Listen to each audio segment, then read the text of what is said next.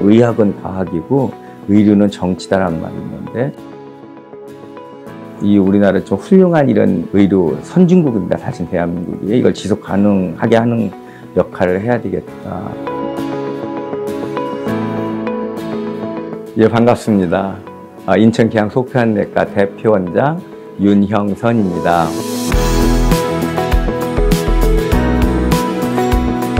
예, 반갑습니다. 저는 여기 인천 계양 소표안내과 대표원장을 맡고 있고, 2015년도쯤에 이 지역 주민들, 당원들의 많은 권유와 요청으로 정치 입문을 해서 2016년도, 2020년도에 총선을 출마한 바가 있습니다. 그러면서 한 6년째, 7년째 우리 당협위원장을 맡아서 또 지역 우리 주민들과 호흡 같이 하고 있습니다. 예, 사실은 저희가 이제 선거를 한 20일 정도 했습니다. 보통 선거 한 4달 준비해서 하거든요. 그런데 보궐선거가 갑자기 생기면서 번개불에 콩고 붙듯이 선거를 진행했는데, 사실은 4달 동안 했던 선거만큼 힘들었던 것 같아요. 온 대한민국이 주목을 했습니다. 그리고 중간에 여론조사는 8개가 공식 발표가 됐는데, 저희가 근소하지만 4개 이기고 4개 졌거든요. 그래서 나름대로 기대가 많았고, 기대가 컸던 것만큼 저도 그렇고 많은 분들이 실망이 컸습니다. 어떤 언론인이 이런 과분한 비유를 해주셨는데, 윤형선 후보가 명량해전에서 울돌목을 지켜낸 이순신의 역할을 했다, 이런 과분한 비유를 해주셨는데, 사실 큰 위로와 위안이 됐습니다. 지금 많이 회복됐고요. 목소리가 아직 좀 회복이 안 되는 것 같아요. 예. 제가 의료계에서 인천시 의사회장과 대의원회 의장과 또 각 대한의협의 여러 가지 그 직책을 맡으면서 20여 년간 이상을 의료계의 현안과 또 미래에 대해서 고민을 해왔는데, 아까 했지만 정치인은 보편적으로 존경받지 못하지만 정치인, 특히 국회의원이 해야 할 일은 참으로 많더라. 이 우리나라 좀 훌륭한 이런 의료 선진국입니다. 사실 대한민국이 이걸 지속 가능하게 하는 역할을 해야 되겠다. 1년에 100조 이상의 예산을 쓰고 있거든요. 공공보건의료부문에. 이런 부분에 대한 효율적인 합리적인 관리를 누군가 해야 되겠는데, 지금 현재 우리 집권야당이 아무도 없습니다. 또 한 가지 중요한 이유 중에 하나가 이 계양구라는 지역이 재정제약도 꼴찌 수준이고 지금 굉장히 낙후되어 가고 있어요. 그래서 제가 이곳을 지켜왔고 앞으로도 이곳에 뼈를 묻어야 삼으로써 계양구에 뭔가 좀 변화 발전이 있었으면 좋겠다, 이런 바람이 있었고, 이런 2가지 이유 때문에 정치를 시작했던 겁니다. 의사가 환자를 진료하는 것이 가장 중요한 일 맞습니다. 그런데 그 위에도 사회 각 분야에서 일을 했으면 좋겠어요. 의료 시스템을 만들고 이런 전체적인 의료의 어떤 그런 질을 높이고 효율적으로 자원을 활용하고, 이런 게 저는 너무 중요하다 생각하거든요. 이런 말이 있어요. 의학은 과학이고 의료는 정치다라는 말이 있는데, 저는 진짜 많은 우리 후배들이 의료 진료하는 거 외에도 좀 관심을 가지면 좋겠어요. 정치하는 거 외에도. 그리고 한 가지 좀 첨언을 한다면, 특히 정치를 하고자 한다면 좀 일찍 시작했으면 좋겠다. 그리고 정말 많은 주변 이웃 사이와 좀 소통하는 그런 습관을 기르었으면 좋겠다. 이런 이야기를 하고 싶습니다. 어머님이 이제 많이 편찮으셨어요, 사실은. 제가 6남매의 막내인데, 재수를 하면서 어머님이, 야, 막내 아들은 의사가 됐으면 참 좋겠다, 이런 말씀을 좀 간절하게 하시더라고요. 그래서 야, 내가 뭘 해도 무슨 일을 할 수 있을 것 같았어요. 의사가 되더라도 당시에는. 그래서 어머님이 그렇게 원하신다면 또 뭐 못할 것도 없겠지 하고 의과대학을 가게 됐던 것 같습니다. 지금 뭐 별로 후회하지는 않아요. 그래서 의과대학을 가게 된 동기는 너무 단순합니다.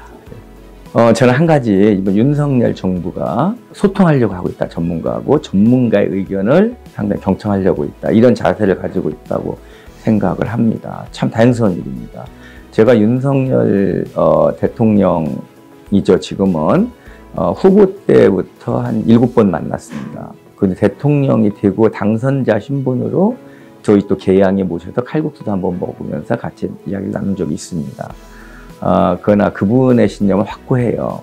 정치를 하는 데 있어서 또는 여러 가지 시스템을 가동시키는 데 있어서 전문가의 의견을 경청하자라는 겁니다. 전문가를 최대한 배려하자라는 거예요.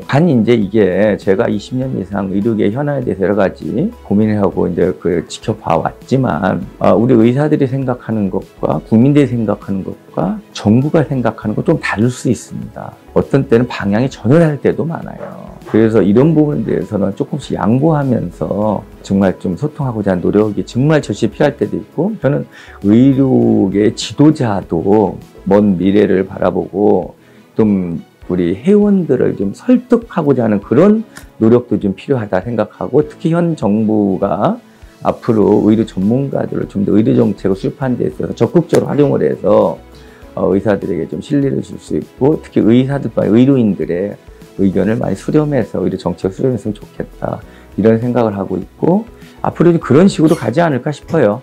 그래서 기대를 합니다.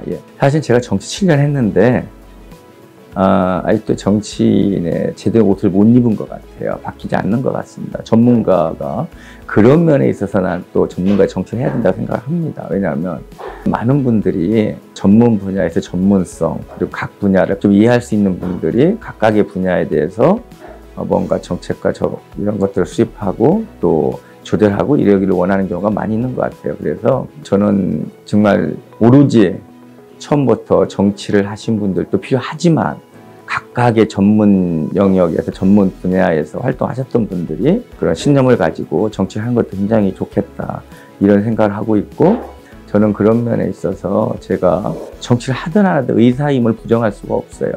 그리고 의사 신분을 떠날 수도 없고, 그리고 정치를 한다는 것이 한계가 있지 않겠습니까? 제가 결국은 의사가 돌아올 거고, 내가 환자를 얼마든 보든 한 분으로 떠나서, 그래서 저는 지금도 의사인 게 편하고, 의사로서 앞으로 살 거고, 의사로서 해야 할 또 정치의 역할이 굉장히 중요한 걸 느끼기 때문에 그런 역할을 해보고 싶은 겁니다.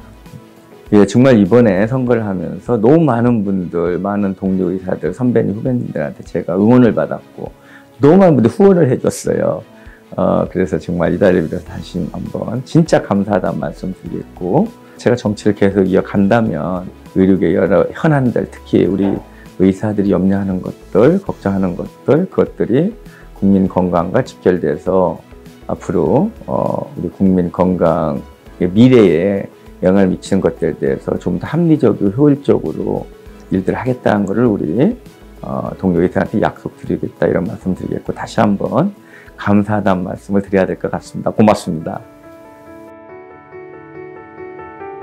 지난 2년간 정말 코로나로 인해서 무엇보다도 우리 의료 현장을 지켰던 우리 동료 의사들, 또 의료인들이 정말 고생을 많이 했고, 정말 이제는 우리들의 헌신과 노력에 의해서 많이 극복돼 가고 있고, 이제 일상을 회복하고 있는 것 같습니다. 정말 수고하셨다, 고생하셨다는 말씀 드리고, 우리 모두 다 같이 화이팅 하기를 바라겠습니다. 고맙습니다.